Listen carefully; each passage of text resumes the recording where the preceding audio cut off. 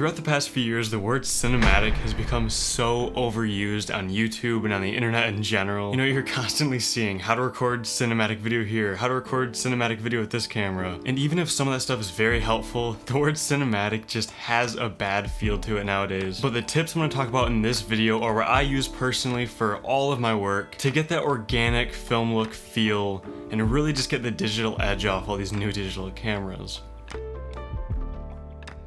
So without further ado, let's get right into this video, and I'm going to give you some tips that I use personally to get the film look with any digital camera.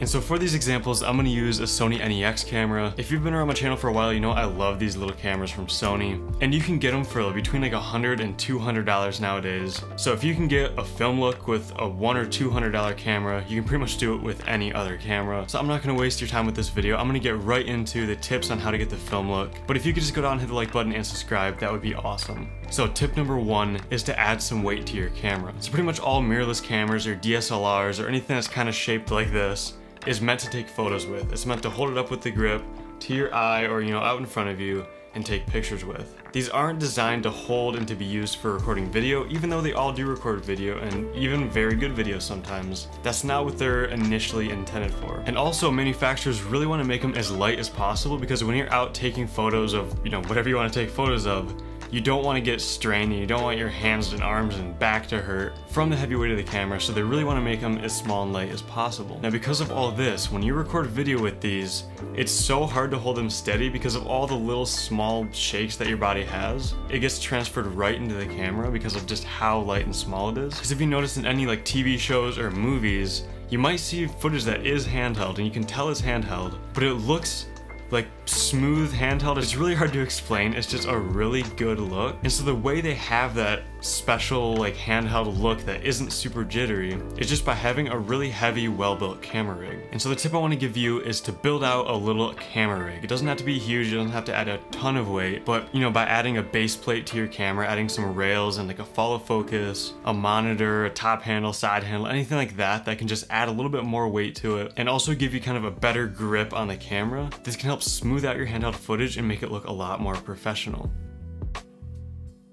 Next up, this is one of my favorite things, and it is to use a mist filter. And so you can use either a black pro mist, or you can use a Moment Cinebloom, or I use as a Freewell filter. I actually made a review about this, which I'll link down in the description. But this is basically a Freewell full variable ND kit with a mist filter built into it.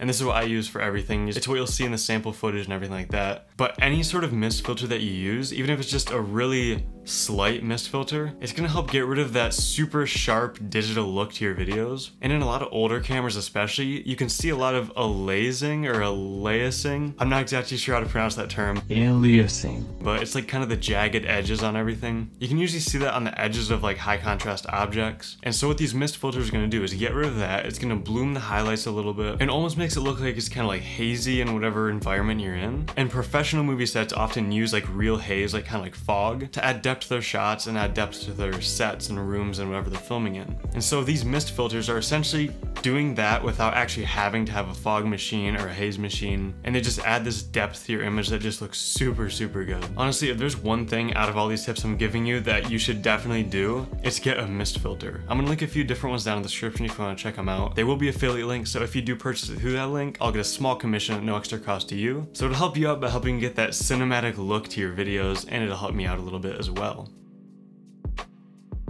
Alright, so my next tip is to use vintage lenses. So there's a bunch of different types of vintage lenses you can buy. I would honestly just look up on YouTube best vintage lenses, or look into like Canon FD lenses, or Nikon AI or AIS lenses, or even Super Takumar lenses. All these vintage lenses essentially have a bunch of imperfections. Some of them even have a little bit of a softness or a haze to them. And they're essentially just made with older technology, so they're not going to be as sharp and as perfect as modern lenses are. And so this kind of gives the same effect as a mist filter, by adding some imperfections, taking away the sharpness. Depending on what type of vintage lenses you go with, they're all gonna have different characteristics, which is why I definitely recommend looking into it before you purchase any. But I've been using vintage lenses for a few years now, and they're honestly just so nice to use. They're really cheap usually, and they just really give it that look that you can't really explain, but it just looks really nice. And again, these are film lenses, so it really is gonna push towards that film look on your digital camera.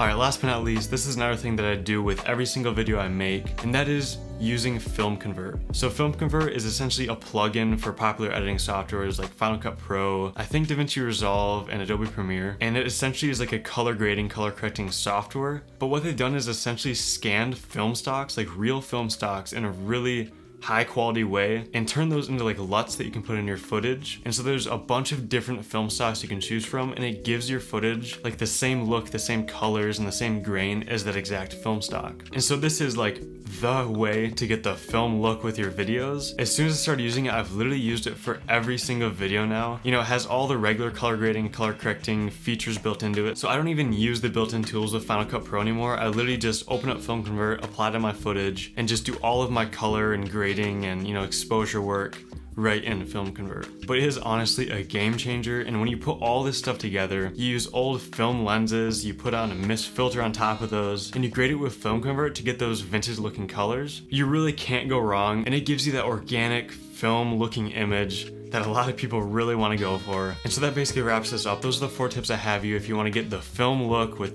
any video camera, any digital camera. And so I'd recommend checking all this out. Like I said, links in the description to everything I talked about. If you enjoyed this video and you want to see more videos about, you know, cheap video cameras, cheap photo cameras, lenses, all that sort of stuff, pretty much anything that has to do with budget, filmmaking, and photography, feel free to go down, hit the like button, and subscribe to my channel. And I will see you in the next video.